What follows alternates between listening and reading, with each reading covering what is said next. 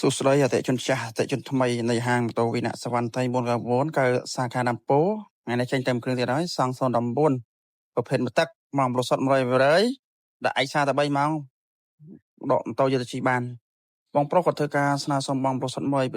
ហើយគាត់ធ្វើការបានតាមខែដែរឥឡូវលក្ខខណ្ឌយើង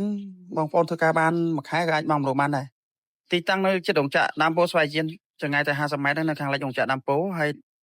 បងប្អូនត្រូវការម៉ូតូអីមកហាងវិនៈសវណ្ណតៃ499មកយើងមានសេវាកម្មបងប្លុះមិនថាសេវាកម្មបងប្លុះមិនថាសេវាកម្មបងមានម៉ូតូចាស់វាយដូរយកម៉ូតូថ្មីក៏មានដែរយើងមានទាំងស្គប់2ប៊ីតសង់021ឬក៏សង់ប្រភេទមកទឹកក៏យើងមានដែរ025ពីមកទឹកហើយបងប្អូនត្រូវការអីអាចមកមើលផ្ទាល់បានឬក៏បងប្អូនអាចឆាតចូលពេកក៏បាន